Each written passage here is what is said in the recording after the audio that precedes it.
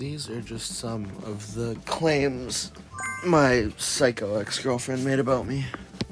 Hello, YouTube. I am FJ with Uke, and today I'm finally speaking out about the truth.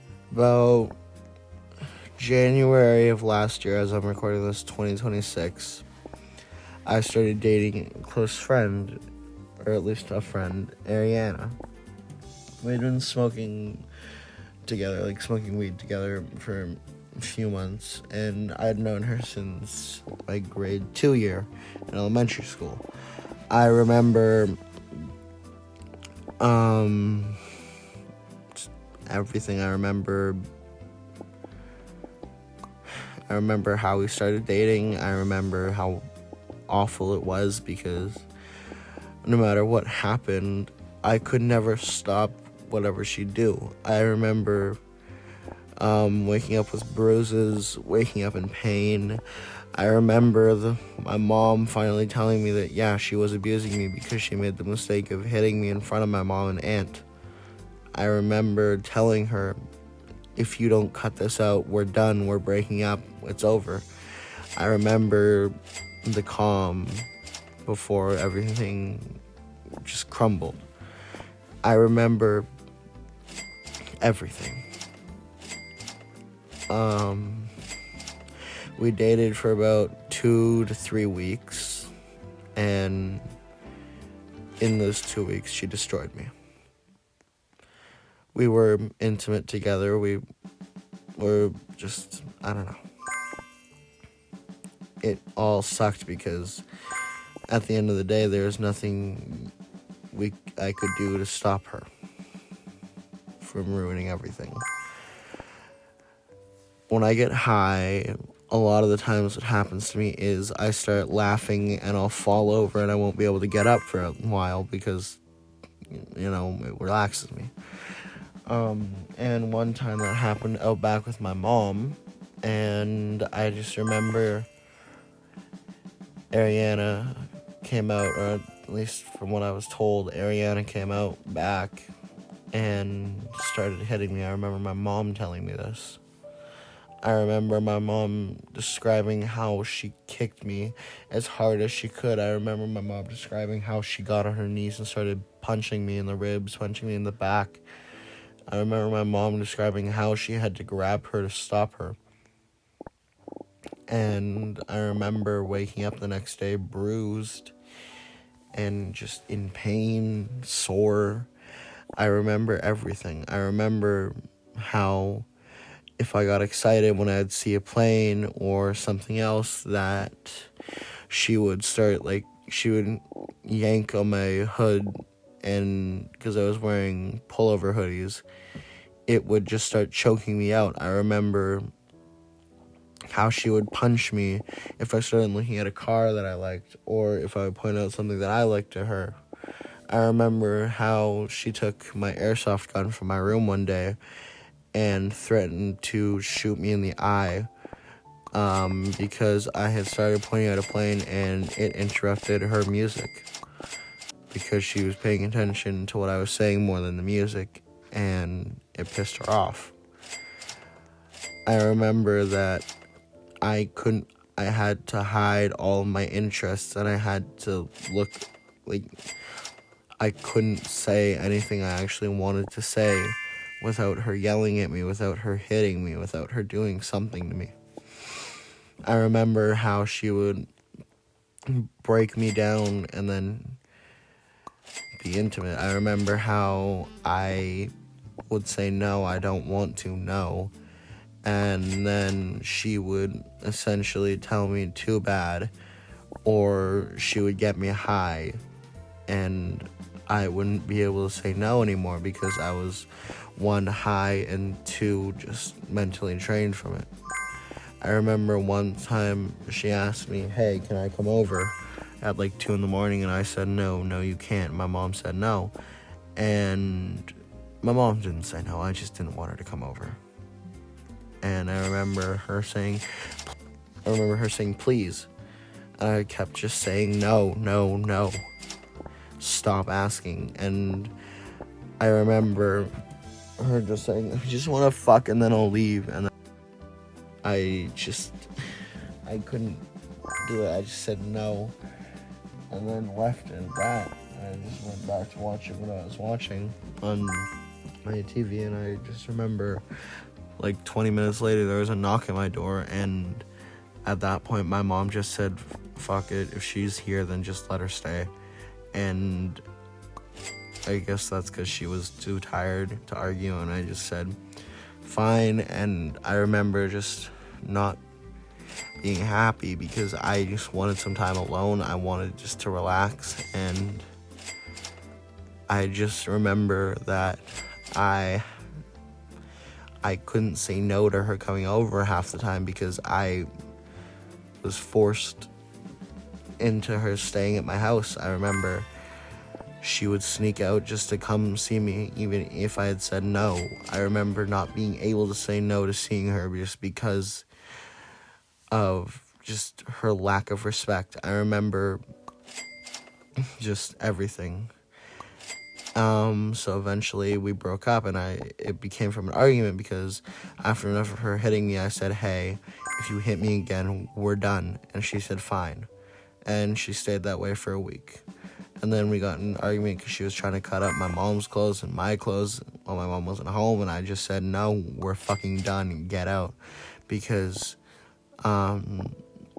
during the argument, she raised her hand to me and she tried to hit me but missed. And I just remember how good it felt until the next couple days where she posted a video saying I had SA'd her and I'd done all these other things. I had hit her, I was abusive.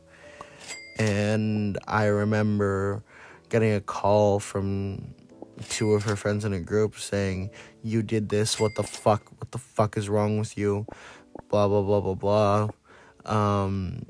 You should do this to yourself, you should commit self-deletion, we're gonna come beat the shit out of you, you better watch your back because we're coming after you. And I just remember realizing this is probably gonna be my life from now on because no one else seems to listen.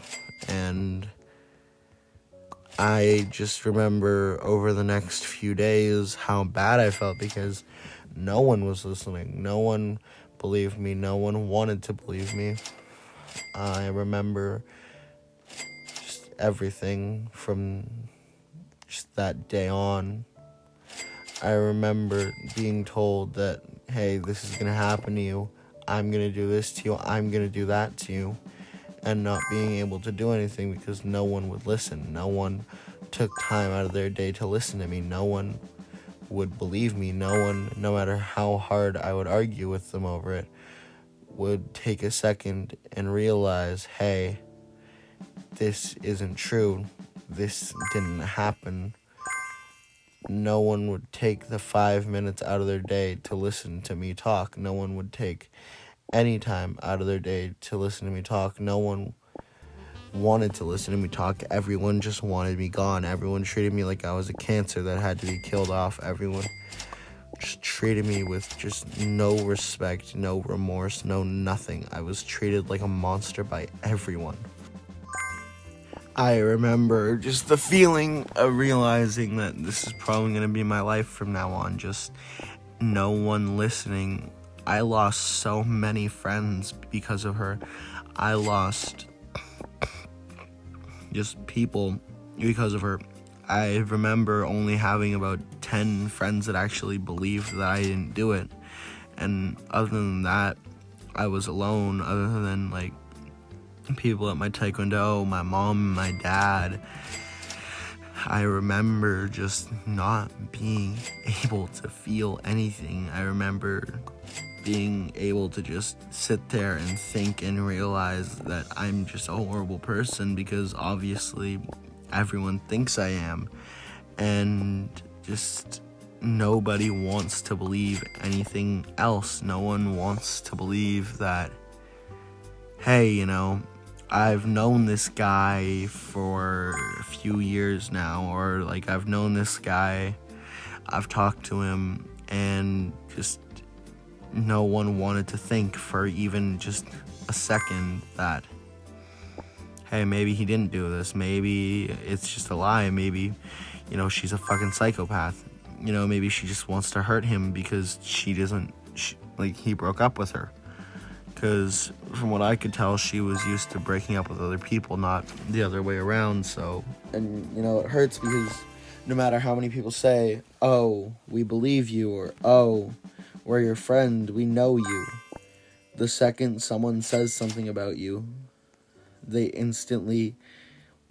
block out everything you say. They choose not to listen.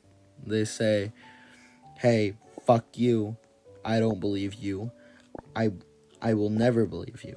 And that's what hurt. Because the first people that called me about this, I remember it. They said, oh, you did this, we fucking hate you. Either, we're gonna fucking jump you.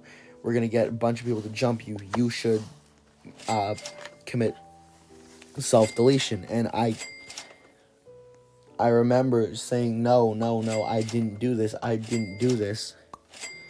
This is bullshit. I didn't do any of this. And I just remember breaking down later that night, realizing that my life might as well be over, because no matter how much I tried to change from the person I was, that people remember, the anger, the person that fucked their life up enough for people to believe that, hey, maybe he would do this, people are still gonna know me as the person whose ex-girlfriend said he did this. It got bad enough to the point I couldn't go to school. I couldn't leave my house without, being in a car, because nobody, everyone wanted to, jump me. Everyone wanted, me gone. I remember I was streaming one day, February 22nd, 2025, at around 11 a.m. I have taken the videos down since then. They're deleted. But I was doing my first playthrough of Doom Eternal, and I forget what level I was on, but there was a knock at my door, and I paused my game and I peeked out my window to see 2 police officers. And they treated me like a monster. They treated me as if I had no rights. I remember they asked me my name. They told me to go inside, grab my phone, grab my wallet, and a jacket. And I remember I said, okay, just let me go grab them. And one officer pushed my door open and pushed it through and said, no, we have to come inside with you. We have to make sure you're not doing anything you're not supposed to. And because I was 14 at the time, I didn't know that my mind was so scattered, I completely forgot they needed either probable cause or a warrant, so I couldn't say anything. And so I just said, fine.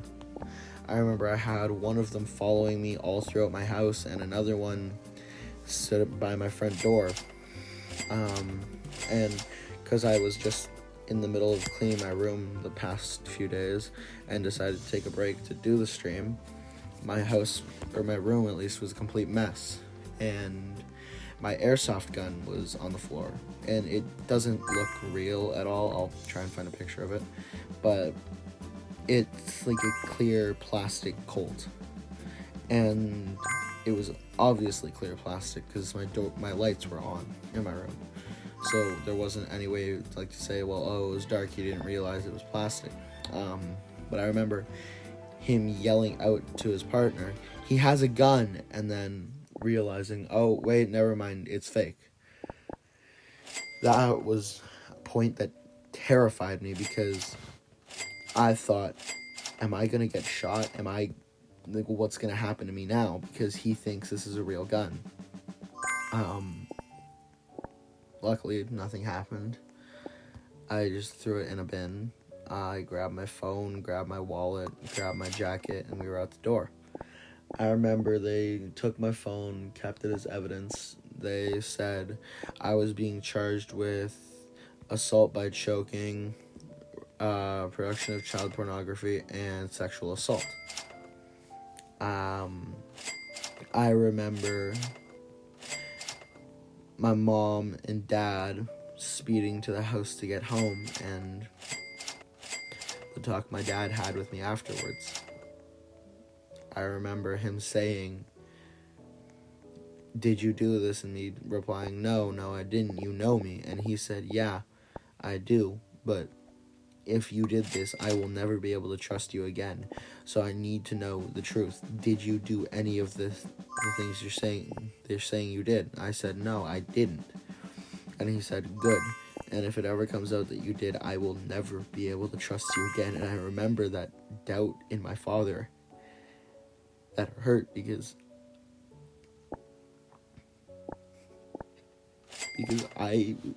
I'm his son. He's supposed to trust me, but he just couldn't. He had doubt, but he just I'm sorry. It's hard for me to think, because now I'm thinking back to the person who ruined my life for almost a full year. The person who made it so I couldn't make any friends. I couldn't be out in public alone.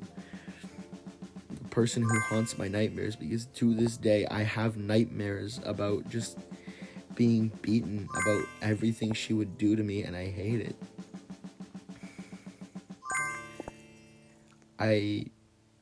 I remember the cops came to my house around 4 more times. 2 to inform us about what's happening. 1 was just a check-in to make sure just everything was in order. And then the final one was a week before my court date. And 6 days before I was supposed to go in to get my fingerprints checked in at the police station. And I remember him knocking at the door and just saying, can you call your mom? And I pulled out my phone, my new phone at least, not new, but, and just saying, "Hey Ma, the cop's here, he wants to talk to you." And I remember him telling her, "We don't have enough evidence, his court date's being pushed back, and he does not have to come in for fingerprints." And I remember just how happy I was, how excited I was to realize, wait a minute, they don't actually have evidence, why am I worried? But I was more worried about the fact that she kept making videos saying, "Oh, he's arrested, he's in jail, blah, blah, blah," even though I wasn't, but more just the fact that she was painting me more and more and more as a criminal. And I remember my mom always saying, "Hey, we're gonna get through this, everything's gonna be okay, you're gonna be okay." And I remember just thinking to myself, no, I'm not gonna be okay, because no matter what happens, I'm never going to be able to fully recover from this. And I remember thinking to myself later, what if they're all right? What if maybe I don't belong here? Maybe I shouldn't be here. And, it never got bad enough to the point where I attempted, but I was cutting for a while, or not even a while, a little bit. My mom found out and put a stop to that. I remember at school, it was hard for me to focus because I was always looking out, because there was always people watching me. Always people that knew her just watching me with a stare that looked like they just wanted to rip me apart there and then. I remember just everything that happened. I remember the way people would look at me in the halls, the way girls would see me and look of fear in their eyes. I remember the way guys would look at me with like a murderous stare in their eyes.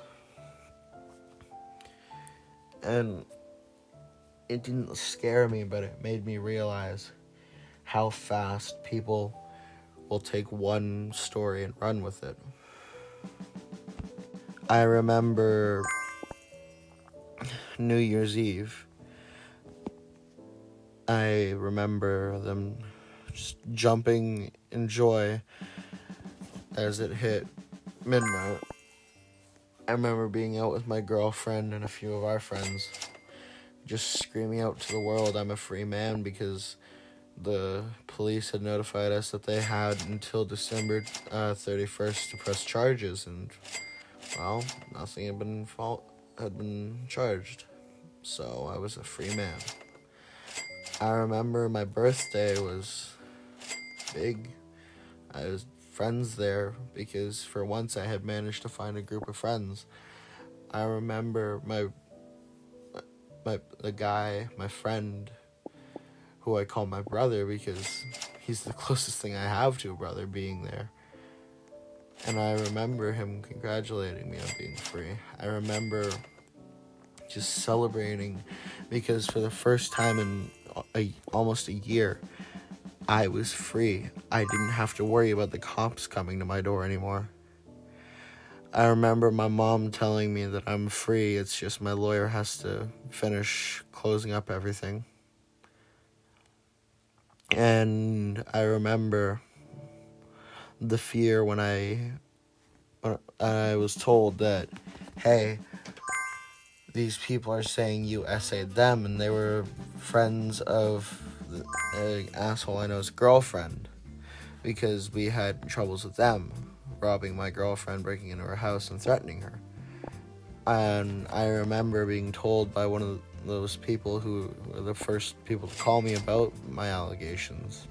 And I remember the words, just, I made the mistake once, I'm not going to make it again, about believing allegations about me, because, when I started dating my current girlfriend, it turns out she was friends with the people who were a big part in the allegations, and I remember them just apologizing to me, saying, hey, I believe this when I wasn't doing the best mentally, and I'm sorry, because at least she came to realize that I didn't do anything, because for once someone listened. For once someone listened when I said, this is what happened to me. I didn't do anything to her. She was the one doing all this stuff to me. Because for once, someone put aside their hatred for me to listen. And I'll always be grateful for that, because I don't know what else to say. I remember other people saying, I'm so sorry we believed this. I'm sorry, I'm sorry I believe that you did this. And I have these people in my life now that actually know what happened to me. These people that know everything was a lie. These people that know me now. They don't know the person they saw. They don't know the person they heard horror stories about. They know me, the actual me. I remember just being so grateful that someone finally listened, that I finally saw the sun. Not just a ray of sunshine, but just the full sun for the first time in months. And I'll always be happy. I'll always be grateful. And I'll always be grateful for my girlfriend, because she has looked after me and taken care of me throughout everything. There's nights where I can't sleep. There's nights I can't do anything but cower in fear, because I wake up with these horrible, horrible nightmares that she's hitting me again. She's back and she's hitting me more and more and more, and it just scares me, because at one point that was my life. And just, it's horrible to think now that, hey, this actually happened to me, and this was something I lived through. This is more something you see in those Reddit horror stories, those just horrible stories you see online. those stories where you think that couldn't happen to me, that doesn't happen in real life. And now I'm sitting here and I'm just grateful that someone finally put aside their hatred to listen for just a second. I remember the first time I was realizing I was having nightmares, it was after my dad passed away. My girlfriend was sleeping over and she said, and I woke up just on the floor of my bedroom, just in like sweating bullets. And she was looking at me concerned, and my mom was holding me, and my mom was holding my hand, and I was told for the first time, "Are you okay?" You kept saying, "No, no, no, stop hitting me. She's hitting me. Stop, stop, stop." And as everything went on, the nightmares became more frequent. They turned into anxiety attacks at school because now I'm in a class with two of her friends, and it scares me to think that, hey, these people still have contact to her. These people know her. These people hate me. And just what scares me is the fact that for all I know, they could be telling her every little thing about me just so she can make more lies about me. And that scares me because I don't want to go through this again. There's a fair that comes into town once or twice every year, and my girlfriend, one of her friend's boyfriend, and we all went to the fair last, I think, Saturday, and just at the end of the night, we were, at least me and my girlfriend, were getting on a ride. And was it Saturday? Yeah, Saturday. We were getting on a ride at around 9 o'clock at night, around 9:30ish, and I remember the fear in my eyes as I watched Ariana get on the ride. She got off when she saw me, and I proceeded to tell my girlfriend she got on, and we both got off and went and seeked out our friends.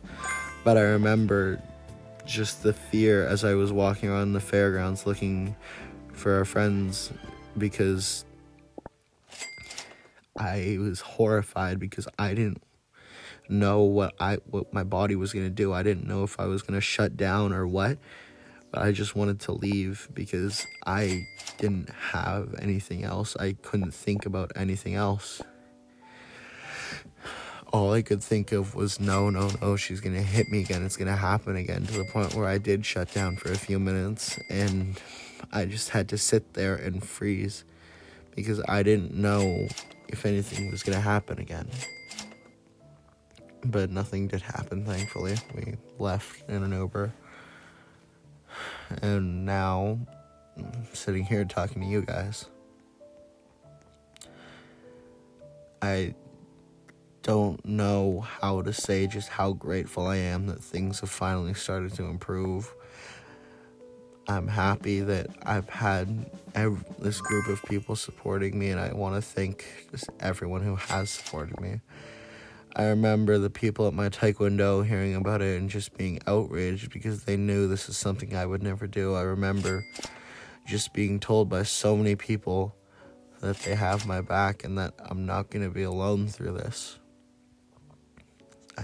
I'm so grateful that I wasn't alone through this, because I probably wouldn't be the same person I am now.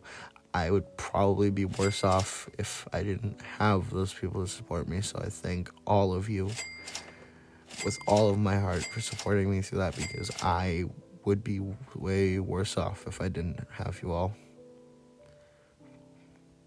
I just want to say thank you for watching this through, if you have. And please do take a chance at me and subscribe and turn on notifications, like the video.